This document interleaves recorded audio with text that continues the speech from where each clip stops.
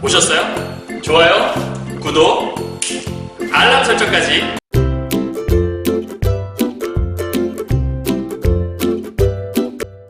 안녕하세요. 경화여고 2학년 학생 여러분, 그리고 전국에서 이 신사고 문학책을 쓰는 고2 학생 여러분 만나서 반갑습니다. 오늘은 이제 지난 시간에요, 우리가 그 서정갈래에 대한 작품 중에서 수의 비밀이라는 작품을 하고 왔고요. 오늘은 서사갈래 중에서 조신의 꿈이라는 작품들을 좀 한번 해보고자 합니다. 오늘도 마찬가지로 함께 책 속에서 찾은 좋은 말 한마디 보고 오늘 함께 좀 수업을 시작해 보도록 할까요? 자, 무엇을 시작하기에 충분할 만큼 완벽한 때는 없다라는 말을 정호승 씨의 내 인생의 용기가 되어준 한마디라는 책 안에 보면 이런 내용들이 들어있습니다.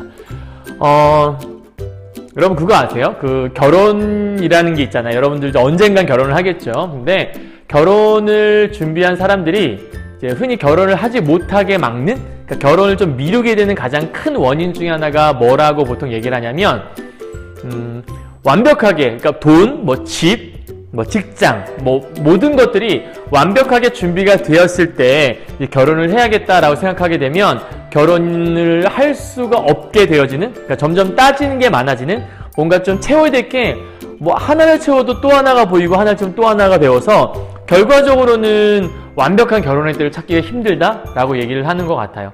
상대방에 대한 조건도 마찬가지고요. 키도 포기할 수 없어요. 재산도 포기할 수 없어요. 그다음에 얼굴도 포기할 수 없어요. 그러면 사실은 그 완벽한 걸 갖추기까지 굉장히 오랜 시간이 걸릴 수밖에 없는 거죠. 그래서 어느 정도 조금은 한두 가지 정도는 좀 내려놓더라도 어느 정도 준비가 되었을 때 바로 시작하지 않으면 어떠한 일을 이룰 수가 없다? 그런 내용이라 볼 수 있습니다. 여러분 공부로 따지자면요, 뭔가 완벽하게 준비를 해놓은 상태에서 선생님 저는 이 문제를 풀려면 개념을 완벽하게 준비하고서 문제를 풀 거예요. 이렇게 시작하시면 문제를 못 풀어요, 여러분들. 지금 당장 내가 할 수 있는 조그만 것부터 해 나가셔야지만 어쨌든 어제보다 조금 나은 오늘을 여러분이 좀 살아갈 수 있게 되는 거거든요. 그래서 완벽한 때를 갖추기 위해서 노력하시는 것보단 지금 이 순간 뭐라도 하나 시작하시는 게 여러분을 한 단계 발전시키는 데 도움이 될 수 있을 거라고 생각합니다. 여러분 잊지 마시고요. 뭔가 완벽하게 갖추려고 노력하시는 것보단 지금 이 순간 하나라도 시작하신 여러분이 좀 되었으면 좋겠습니다. 여러분 힘내시고요.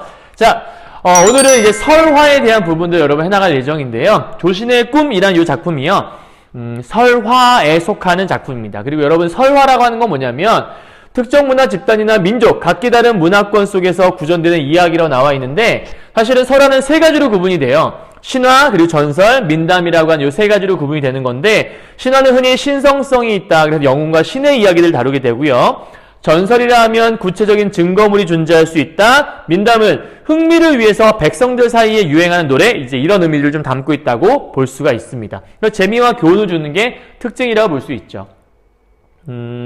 여러분 여기서 지금 가운데 있는 전설이라는 게 좀 중요하거든요. 왜냐면 오늘 우리가 배우게 될 이 조신의 꿈이라고 하는 것이 어디에 포함되냐면 바로 이 전설에 포함되는 개념이거든요. 자, 그러면 요거를 여러분 책에 보시면 215페이지인가요? 거기에 이러한 내용들이 담겨 있어요. 자, 읽어볼게요. 설화는 구비문학의 일종이다. 구비문학이라고 하면 그러니까 사람의 입에서 입을 통해 전해 내려온 문학을 얘기하거든요. 글을 통해서가 아니라. 신화, 전설, 민담 따위를 통틀어 이르는 말이다. 신화는 신이나 영웅, 그리고 태고 때 역사. 그래서 우리 여러분 주몽신화 이런 것들도 어떤 영웅의 이야기, 신의 이야기, 건국신화 이런 것들도 있죠. 그래서 그런 것들을 신화라고 얘기하는 거고요.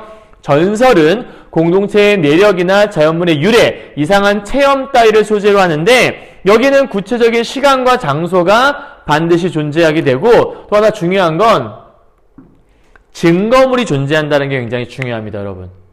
이게 별거 아닌 것 같지만요. 이 이야기가 신화냐, 전설이냐, 민담이냐를 구분할 때 가장 중요한 포인트가 바로 여기는 이 증거물이라는 데 있거든요. 그래서 여러분 책에 있는 이 조신의 꿈도 요 전설에 해당된다고 한다면 아마 증거물이라는 것이 무엇인지를 찾아내는 것이 아마 출제 요소가 되는 거겠죠. 자, 마지막으로 민담은 대부분 평범한 사람들이 주인공이면서 시간과 장소가 막연한 경우가 많다라고 이제 설명이 되어 있네요. 자, 이런 설명들을 기반으로 해서 여러분들 이제 요거를 좀 알아가시면 되는데요. 오늘 배우게 될 부분이 바로 조신의 꿈이라는 거예요. 여러분 제목 속에 이미 꿈이란 단어가 존재하잖아요. 그럼 그 얘기는 이 꿈에 어떤 기능이 있다라는 거겠죠. 그리고 조신이라는 사람이 주인공인가 보다라고 생각하시면 되는 것 같고요. 자, 돌아와 볼까요? 현실에서 꿈을 들어갔다가 현실로 나오는 이야기, 이런 걸 우리가 일반적으로 뭐라고 얘기하는 거냐면 환몽 구조를 가지고 있다라고 얘기해요. 그러니까 환몽이란 꿈에서 돌아오는 이야기란 뜻이거든요.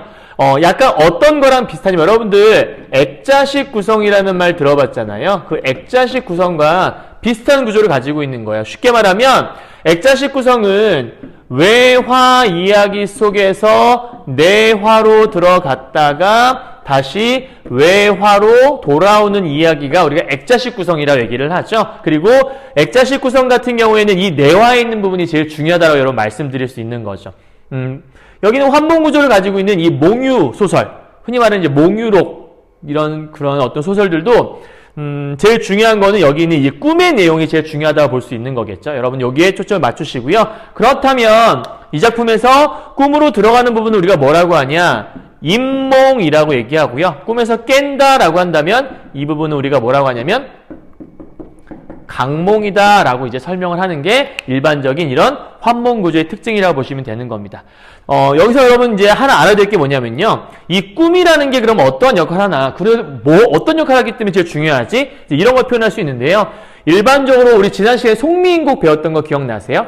송미인곡에서 간절하게 님을 원하니까 님에서가 아니라 꿈에서 님을 만났었잖아요. 그죠? 그러니까 이쪽에 있는 꿈이라는 건 간절하게 바라는 것들이 이루어지는 공간? 쉽게 말하면 욕망을 성취할 수 있는 공간이에요.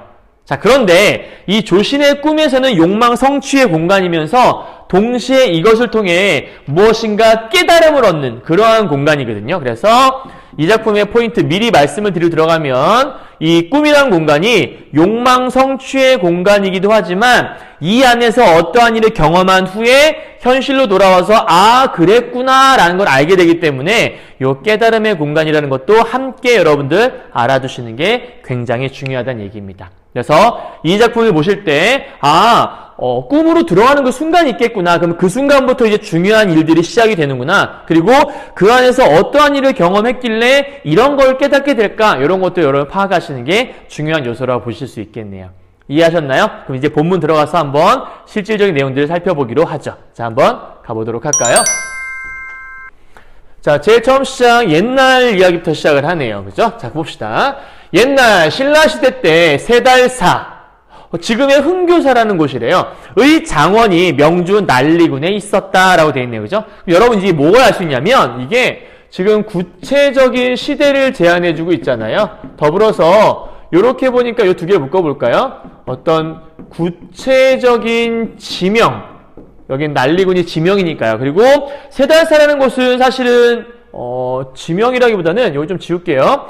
이 부분이 구체적인 지명이라고 볼 수 있겠고 세달사는 실질적으로 존재하는 어떤 사물들이잖아요. 그러니까 여기서 뭐 책에 따라 약간 좀 다르긴 하지만 이 세달사라는 곳이 실제로 존재하는 곳이고 그 세달사라는 그 건물 뭐 이런 절이겠죠. 그 절이 존재하는 것이고 거기에서 어떠한 일이 있었다라고 얘기하는 거니까 요거는 일종의 하나의 증거물이라고 여러분들이 판단해 볼 수도 있을 것 같아요. 무슨 말인지 이해가세요? 그러니까 아까 우리가 전설의 특징이 뭐라고 했었죠? 구체적인 증거물이 존재한다. 그래서 요 세달사가 있었다라는 건 진짜 세달사에서 있었던 일들을 얘기하는 거잖아요. 그래서 요거는 구체적인 증거물이 되면서 일종의 전설의 특징이다라고 설명할 수 있다라는 그런 얘기들을 해나가고 있는 겁니다. 이해하셨나요? 자, 그 다음 지리지리 살펴보면 명주에 난리군은 없고 다만 날성군이 있었는데 본래 날생군으로 지금의 영월이다. 또 우수주 영연에 날령군이 있는데 본래는 어떤 설명기줄이 쭉 나와 있는 것 같아요. 여러분 쭉 읽어보시면 될 것 같고요. 중요한 건 본사에서는 승려 조신을 보내 장원을 맡아 관리하게 했었다. 자, 중요한 건 요거겠죠. 현재 승려 조신이라는 사람이 이 작품의 주인공이다. 그러니까 주인공이 누군지, 그 주인공이 어디에서 있었으며 어떠한 일을 하게 되는지 이런 것들을 설명하는 부분이다라고 생각하시면 될 것 같습니다. 자, 다음 넘어가 보도록 할까요? 조신은 장원에 이르러 태수 김훈의 딸을 깊이 연모하게 되었어요. 자, 이야기의 시작이에요. 드디어 이 조신이 연모하는 사람이 생겼나 봐요. 그러니까 김훈의 딸이라는 존재는 조신이 사랑하는. 근데 여기서 김훈은 승려잖아요, 여러분들. 승려는 결혼을 하나요? 승려는 결혼을 하지 않죠. 그렇다면 사실은 이런 결혼이란 어떤 누군가를 사랑한다는 마음을 부처님 외에는 먹으면 안 되는 건데 일종의 세속적인 어떤 욕망 이런 것들이 생겼다라고 볼 수 있는 거잖아요. 그래서 남몰래 인연을 맺게 해달라고 하는 이 부분이 뭐인 거냐면 바로 조신의 욕망을 얘기하는 거고 이 욕망은 곧 세속적인 욕망이구나 이렇게 여러분들이 생각하시면 될 것 같아요. 이해하셨나요? 자, 그래서 이런 세속적인 욕망이 있어서 남몰래 인연을 맺게 해달라고 빌었어요. 그럼 이제 좀 들어줘야 되잖아요. 그런데 몇 년 뒤 그 여자에게 배필이 생겼어요. 이 배필이 나였으면 좋았겠죠. 그죠? 그런데 이 배필이 나가 아니라 아마 다른 사람이었겠죠. 그래서 세속적인 욕망이 있었는데 그러한 욕망들이 현재 뭐가 되는 거냐면 욕망의 좌절이 생겼다라고 지금 되는 거예요. 그러니까 뭔가 간절히 바라는 게 있었는데 그게 좌절된 순간이죠. 이야기가 너무 빨리 끝나는 것 같지 않아요? 뭔가 욕망이 생겼으면 이걸 성취하기 위해 뭔가 노력도 해야 되고 많은 일들이 벌어져야 되는데 그런 것들이 생기기도 전에 좌절이 되어버린 거예요. 선생님도 사실 뭐 이렇게 그런 것들이 있는 거죠. 뭔가 이게 좋아하는 사람이 있을 때 여러분 생각해 보세요. 좋아하는 사람이 있어요. 그래서 그 사람한테 고백을 하고 싶었던 거예요. 아, 언제 고백하지? 그래. 내일이면 고백해야겠다. 그래서 가서 고백을 하려고 하는데 그 상대방이 얘기를 하는 거예요. 나 축하해줘. 왜? 나 남자친구 생겼어. 그래. 축하해. 그리고서 돌아와야 되는 그런 상황이. 굉장히 정말 충격적인 상황인 거죠. 그죠? 자, 그래서 조신은 다시 관음 앞에 나아가 관음보살이 자기의 뜻을 이루어주지 않았다고 원망할 수밖에 없죠. 왜 안 들어줘? 이런 얘기 하는 거니까요. 날이 저물도록 슬피 울었어요. 자, 슬픔을 갖게 되었고요. 그렇게 그리워하다 지쳐 얼마 뒤 선잠이 들었어요. 여러분들 송민국의 선생님이 잠이 들고 꿈에 들어간다라는 건 뭔가 바라는 것들을 이루는 공간이라고 말씀드렸잖아요. 자, 꿈에 갑자기 김씨의 딸이 기쁜 모습으로 문으로 들어와요. 여러분 어디서요? 꿈에서요. 그죠? 그러니까 중요한 포인트는 여기서 잠이 들었다라는 부분이 아까 선생님이 인몽이라는 얘기 기억나나요? 꿈으로 들어가는 부분인 거예요. 꿈으로 들어갔더니 실제로 이제 그 사람이 나타나서 자기에게 다가오게 되는 거죠. 그럼 여기서 문으로 들어왔다라는 것들은 이 여자가 자기를 반겨주는 거잖아요. 활짝 웃으면서요. 그죠? 그럼 이때 꿈이라는 공간은 어떠한 공간이냐? 욕망이 성취되는 공간이구나라는 걸 알 수 있어요. 그러니까 현실에서 안 되었던 것이 꿈을 통해 욕망이 성취되고 있는 모습을 보여주는 거죠. 여러분 이해하셨나요? 자, 그렇다면 요 이제 뒤에 부분이 무엇인지 여기는 요 네모 부분에 형광펜을 이렇게 좀 칠해 놓으시면 훨씬 더 좀 깔끔하겠네요. 다음 가볼까요? 저는 일찍이, 자, 누가 얘기하는 거죠? 여기서는 김흔의 딸이 얘기하는 거겠죠. 저는 일찍이 스님의 얼굴을 본 뒤로 사모하게 되어 한순간도 잊은 적이 없었습니다. 부모의 명을 어기지 못해 억지로 다른 사람의 아내가 되었지만 이제 죽어도 같은 무덤에 묻힐 벗이 되고 싶어서 왔습니다라고 이 여자가 얘기를 하네요. 그러니까 지금 내가 뭘 원한다는 거죠? 너의 아내가 되길 원한다라고 얘기하는 거죠. 이거 얼마나 기쁘겠어요. 지금 이제 욕망이 성취되고 있는 그 모습을 얘기하는 거죠. 그래서 조신은 기뻐서 어쩔 줄을 모르며 함께 고향으로 돌아가 40여 년을 살면서 자식을 5명이나 두게 돼요. 여러분 40년인데 자식을 5명이나 두었는데 이걸 두 줄에 설명하잖아요. 너의 40년 인생은 어땠니? 난 40년 동안 애를 5이나 낳았지. 이렇게 얘기하는 거랑 40년 동안 내가 뭐 했냐면 몇 살 때 뭘 했고 몇 살 때 뭐 했고 이렇게 얘기하는 건 완전 다르잖아요. 그러니까 지금 이 줄친 부분들은 이렇게 긴 시간들을 짧게 제시한 이런 걸 우리가 다른 말로 뭐라고 하냐면 요약적 제시다라고 여러분 설명들을 해요. 소설의 특징 중에 하나예요. 그러니까 긴 이야기를 다 풀어내면 이야기가 너무 길어지기 때문에 그러한 긴 시간들을 짧게 압축해서 어떠한 일이 있었는지 핵심만 얘기하고 넘어가는 거죠. 왜냐하면 그렇게 중요하지 않기 때문에. 이해하셨죠? 자, 그러나 여러분 이제 포인트예요. 행복할 줄 알았잖아요. 그런데 요게 이제 그러나 뭔가 전환이 나타나는 거죠. 아, 그러나 전환. 좋은 일이 벌어질 줄 알았는데요. 그죠? 집이라곤 내벽뿐이요 콩잎이나 명아죽국 같은 변변한 끼니도 될 수 없어 마침내 시리에 찬 나머지 가족들을 이끌고 사방으로 다니면서 입에 풀칠을 하게 되었다라고 얘기하네요. 여러분 지금 이 부분은 뭐인 거냐면 결과적으로는 굉장히 가난한 어떤 상황, 가난한 형편을 얘기하는 거라고 볼 수 있겠죠. 그럼 이 가난한 형편은 사실은 가난으로 인한 고통을 받는 건데 이런 걸 우리가 네 글자로 뭐라고 하냐면 유리걸식한다라고 얘기하거든요. 근데 이제 이거보다 더 중요한 건 여러분 뒤에 이야기를 읽어보면 알겠지만 이렇게 가난한 형편들이 나아지질 않아요. 점점 더 심해지거든요. 그래서 그 결과 아내가 먼저 나에게 얘기를 해요.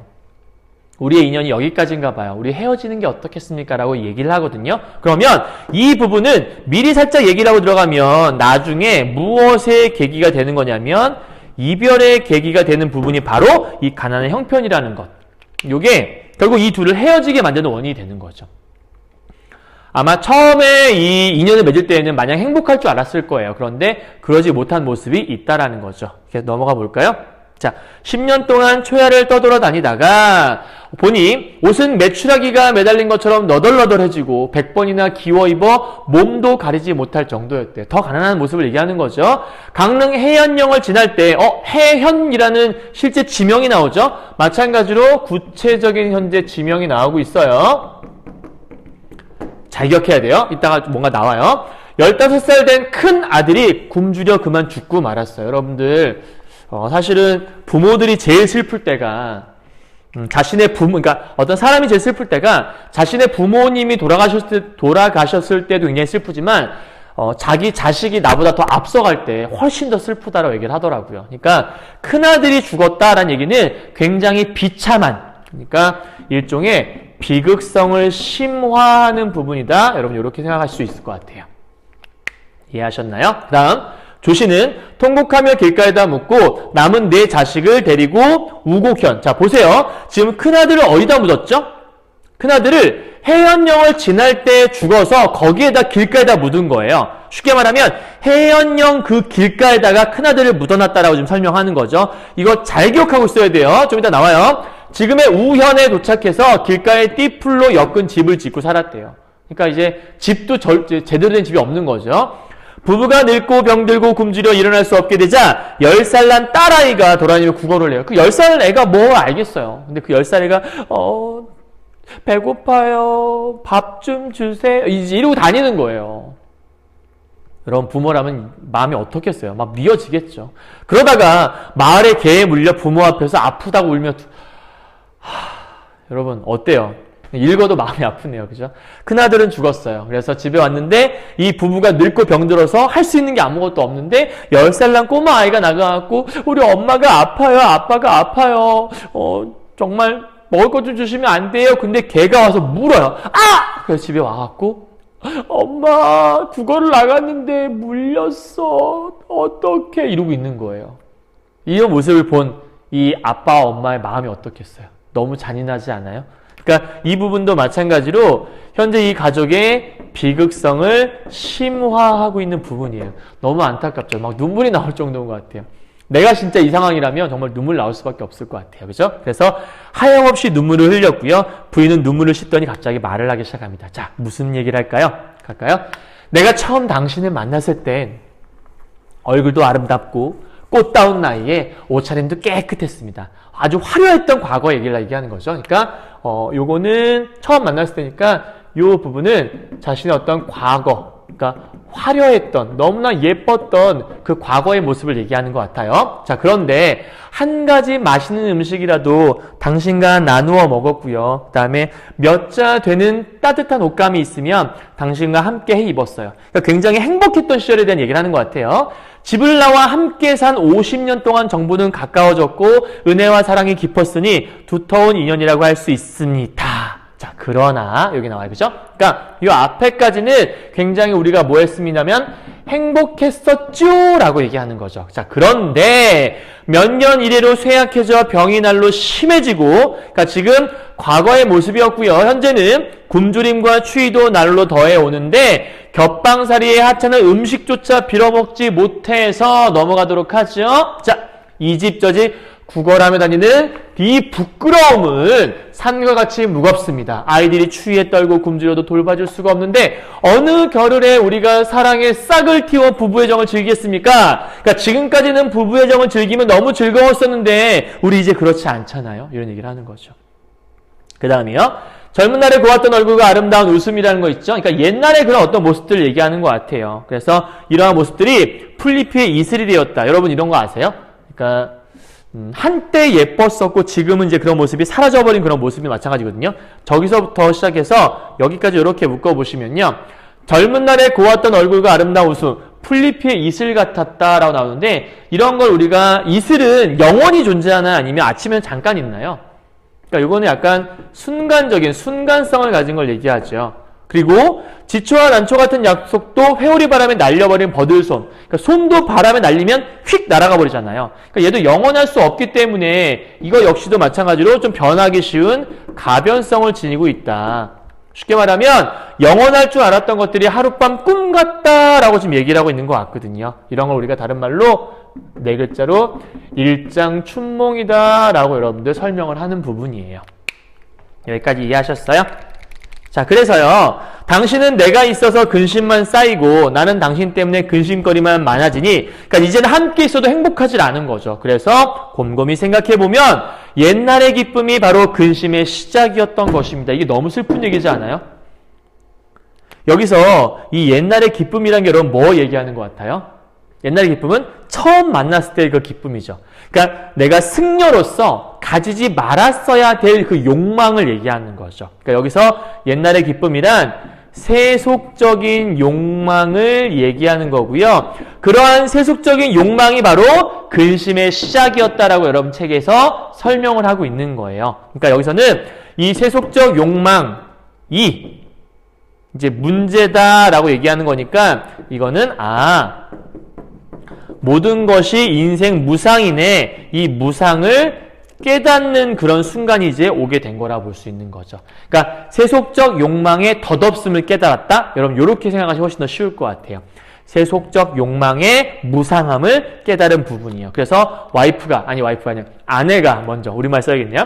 아내가 먼저 얘기를 하게 되는 거죠. 자, 그리고 나서 이 뒤에 보니까 당신이나 나나 어째서 이 지경이 되었는지요. 여러 마리의 새가 함께 굶주리는 것보다는 짝이른 난새가 겨울을 보면서 짝을 그리워하는 것이 낫지 않겠습니까? 뭔 얘기인지 아세요? 그러니까 지금 함께 우리가 붙어서 함께 그냥 있다는 것만으로 그냥 굶주리는 게 행복할까요? 그보단 차라리 그냥 헤어져서 거울 보면서 각자 사는 게 더 행복하지 않을까요? 서로 그리워하는 게 행복하지 않을까? 이제 이런 얘기를 하고 있는 거예요. 이해하셨어요? 자, 그리고 힘들면 버리고 편안하면 친해지는 것. 이거 우리가 달면 삼키고 쓰면 뱉는다. 뭐 이런 거 얘기하는 건데 이거는 사실은 힘들면 버리고 이런 얘기들을 우리가 다른 말로 좀 바꾼다면 뭐 사자성어로 염량세태 아니면 뭐 토사구팽 이런 말들 얘기하는 것 같아요. 그러니까 염량세태 뭐 덥고 차가울 때 이게 모습이 달라진다는 얘기를 하는 거거든요. 더울 땐 이랬다가 추울 땐 이랬다가. 그래서 이렇게 변하는 것은 인정상 차마 할 수 없는 일입니다만 가고 멈추는 건 역시 사람의 마음대로 되는 것이 아니고 헤어지고 만나는데도 운명이 있는 거 아니겠습니까? 그래서 이 말에 따라 우리가 이제 뭐 합시다? 헤어졌으면 좋겠다라고 이제 헤어짐을 이제 제안하게 되는 거죠. 자, 이 말을 들은 조신의 모습 볼까요? 조신이 이 말을 듣고 기뻐하며, 여러분 오해하시면 안 되는데요. 여기서 기뻐한다라는 게요. 나의 어떤 새로운 게 생기겠구나. 이런 걸 얘기하는 게 아니에요. 이 지긋지긋한. 정말 내가 네 얼굴만 봐도 막 이런 얘기를 하는 게 아니라고요. 근데 여기서 이 말을 듣고 기뻐했다라는 건 어찌 보면 함께 있어서 서로에게 고통만 주는 것 같기 때문에 이 고통을 끊어버리겠다라는 어떤 그런 생각. 그러니까 어찌 보면 약간 상대방에 대한 배려일 수도 있고요. 뭐 저기서 기뻐한다는 게 왜 기뻐하는지에 대한 정확한 얘기를 할 수는 없지만 사실은 하나 알 수 있는 사실은 뭐냐면 조신 또한 뭘 생각하고 있었다는 얘기냐면 이별을 생각하고 있었구나. 요 정도는 우리가 파악할 수 있을 것 같아요. 그러니까 어떠한 기쁨을 갖고 있었을까? 그거는 우리가 뭐 단정지어 생각할 수는 없지만 지금까지 아내와의 생활들을 그리고 아내를 좋아했던 그런 마음들을 조금 되돌아본다면 어찌 보면 아내를 위해서라도 헤어져야 되는 거 아닐까? 이런 생각들을 했던 게 아닐까 싶다는 얘기죠. 함께 있어 너무 힘드니까요. 그래서 뭐 선생님 개인적으로 별로 좋아하지 않는 말이지만 사랑하니까 헤어지는 거야. 뭐 이런 얘기라고 약간 볼 수 있을 것 같아요. 이렇게 행복한 말은 아니지만 어쨌든 자 저는 고향으로 갈 것이니 당신은 남쪽으로 가십시오 라고 해서 조신은 이별을 하고 길을 가다가 자 꿈에서 깨어나게 돼요. 자 그러면 깨어났으면 이제 뭐가 되는 거죠? 드디어 강몽이 나타나게 되는 거죠. 자 현실 세계에서 좌절이 됐다가요 꿈에 들어가서 인연이 맺어졌다가 이제 꿈에서 깨면서 이제 다시 어디로 돌아온 거냐면 현실로 돌아오게 된 장면이에요. 희미한 등불이 어른거리고 밤이 깊어만 가고 있었어요. 다음이요.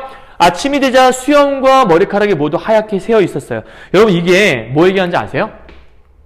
그러니까 지금 하룻밤 꿈이었던 거예요. 그런데 이 하룻밤 꿈밖에 안 꿨는데 수염과 머리카락이 모두 하얗게 새일 정도로 엄청나게 힘들었다는 걸 얘기하는 거잖아요. 그러니까 하룻밤 꿈을 통해서 어쩌면 이 사람은 아까 40년 이상 살았으니까 평생의 삶을 경험한 거라 볼 수 있겠고요.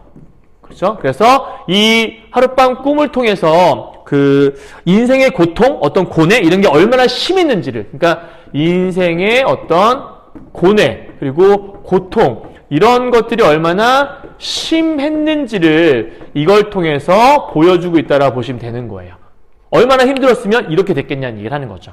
이해하셨죠? 그래서 조신은 망연자실에서 세상 일의 전혀 뜻이 없어졌다라고 얘기해요. 그래서 드디어 얘가 뭘 깨닫게 되는 거냐면 인생 무상을 드디어 깨닫게 되는 거죠. 그러니까 뭐 사랑한다라는 거 영원할 것 같지만 사실은 그런 게 아니네라는 걸 이제 깨닫게 되는 모습이 이 안에 있는 거예요. 자, 그다음 100년 동안의 괴로움을 맛본 것 같아 세속을 탐하는 마음. 다른 말로 우리가 5글자로 뭐라 할 수 있겠죠? 세속적 욕망이겠죠? 이 욕망이 얼음 녹듯 이제 사라지는 모습이 나오게 되는 겁니다. 자, 이제 여러분 그 뒷페이지 214페이지에서 마무리하도록 하죠. 자, 이런 깨달음 결과 그는 부끄러운 마음으로 자, 부끄럽다라는 건 반성을 했다는 얘기니까요. 반성하고 부처님의 얼굴을 바라보며 깊이 참회하는 마음이 끝이 없었어요. 자, 돌아오는 길에 해현으로 가서 아까 해현이 뭐였죠? 해현이 큰 아들을 아까 길가에 묻은 장소가 아까 해현이었죠. 여기서 이제 중요한 포인트예요. 묻었던 곳을 파보았더니 뭐가 나왔어요? 돌미륵이 나왔어요. 여러분 그러면 돌미륵이 실제로 지금 존재하고 있는 거잖아요. 물로 깨끗이 씻어서 가까운 절에 모시고 서울로 돌아와 장원을 관리하는 직책을 사임한 후 개인 재산을 털어 정토사를 짓고 수행했다라고 얘기했으니까 이 정토사 역시도 지금 존재하는 거라고 볼 수 있는 거잖아요. 그러니까 이 정토사 무엇의 증거물이 되는 거죠?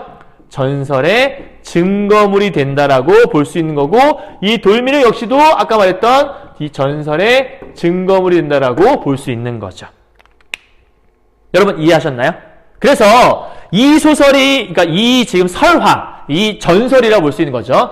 이 설화가 뭘 보여주는 거냐면 정토사가 왜 지어졌는지 여러분 잘 모를 텐데 옛날에 선생님 어렸을 때는 전설의 고향이라는 그런 프로그램이 있었어요. 거기 보면 막 귀신 나타나서 막 사또 뭐 도와주세요 막 이런 거 나와요. 그러니까 무서워서 전설이 아니고요. 옛날 얘기 전설이 아니라 항상 그 전설의 고향의 마지막에 보면 어떠한 뭐 예를 들어 울산 뭐 이렇게 흔들바위 같은 바위 모양이 이렇게 하나 있으면서 그래서 이러한 것 이제 이러한 일이 있었기에 여기서는 이러한 것들이 이러한 바위들이 전해진다 뭐 이런 것들이 있어요. 항상 마지막에 무엇인가가 전해진다는 얘기로 끝내게 되거든요. 그러니까 그런 모습들이 바로 이런 전설의 증거물들을 얘기하는 거라고 볼 수 있거든요.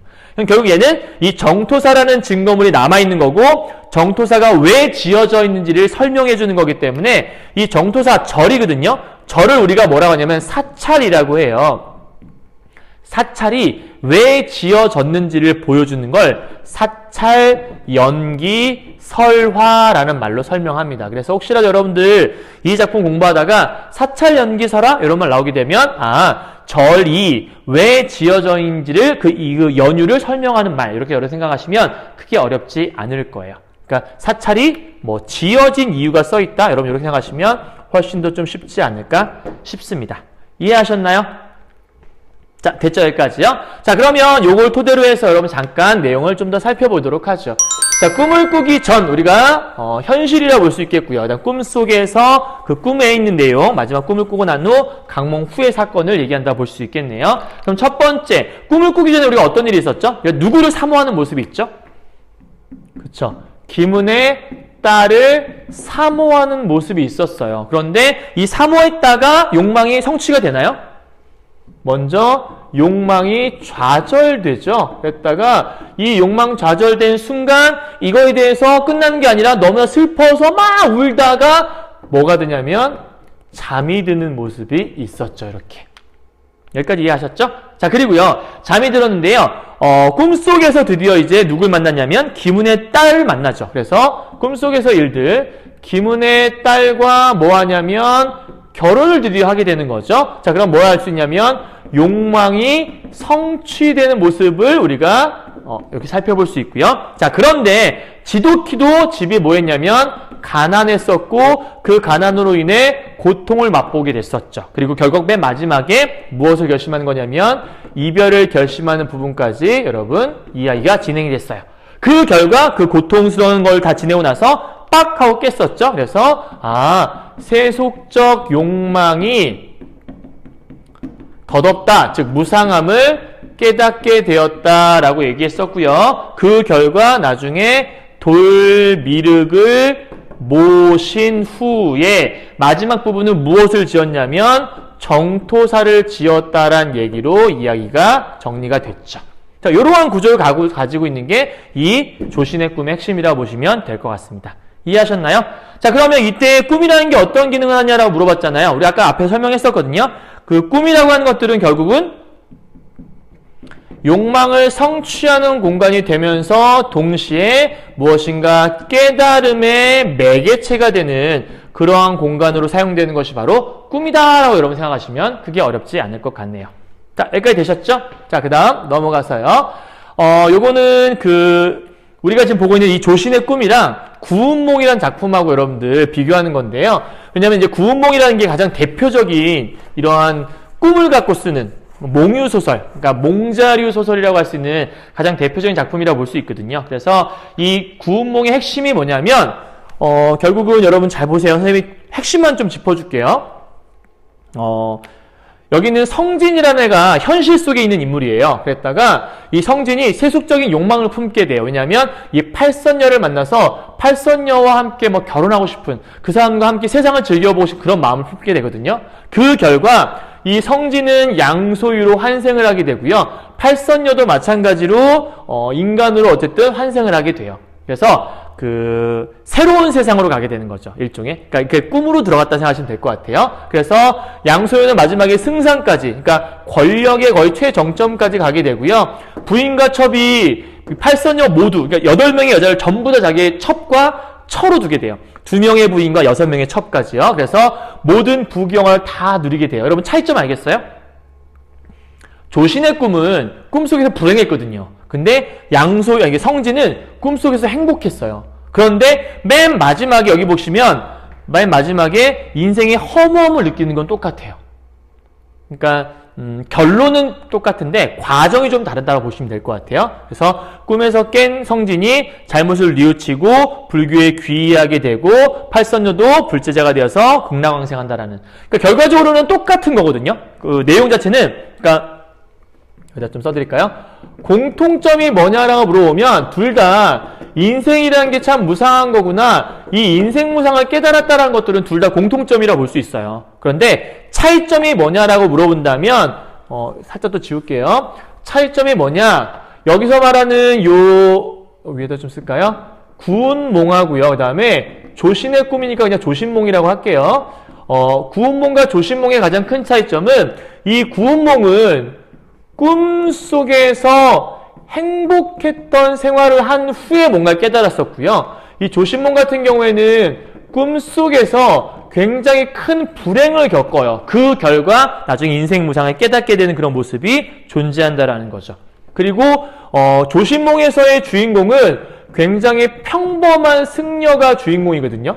평범한 주인공. 그런데 구운몽에서의 성진은 사실은 육관대사와 함께 존재하는 존재인데 이 사람은 현실 속에서의 인물이 아니라 비현실적 세계의 주인공이 이 이야기의 주인공이라는 게 조금의 차이점이 있는 겁니다. 이 정도의 차이점이 있다는 거 여러분 알아두시면 될 것 같아요. 아셨죠? 자, 이제 넘어가서 감상임 다지기 가서 마무리 한번 해보도록 하죠. 자, 이 작품은 인생의 무상함, 인생 무상 아까 얘기했었어요. 그 다음에 욕망의 덧없음을 보여주는 거다. 그래서 이를 통해서 일단 태수의 딸을 사모하는 마음이 있었다고 했으니까 여기는 앞에서부터 계속 얘기했던 5글자 뭐라고 얘기할 수 있죠?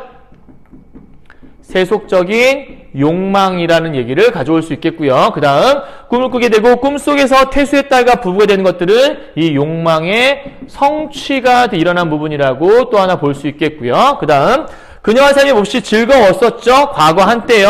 그러나 다시 전환이 나타나는 거죠. 어떠한 전환이 나타나는 거냐면 넘어갈게요. 늙고 병들었고 굶어서 죽거나 구걸을 하게 됐었고 결국 이러한 극도의 가난 끝에 조신에게 헤어질 것을 제안하죠. 아까 큰아들도 죽기도 하고 딸은 막 구걸하다가 막 물리고 막 그랬죠. 걔한테요. 결국 꿈에서 깨어나요. 강몽이 일어나게 되고 그 결과 세속을 탐하는 마음을 떨쳐내게 되는 거죠. 욕망의 덧없음을 강조하고 있다. 즉 인생 무상을 깨닫게 되는 거라고 볼 수 있겠고요. 현실 꿈, 현실의 서사구조. 아까 얘기했던 몽유 구조를, 아니요, 미안해요. 환몽구조라고 얘기했겠죠.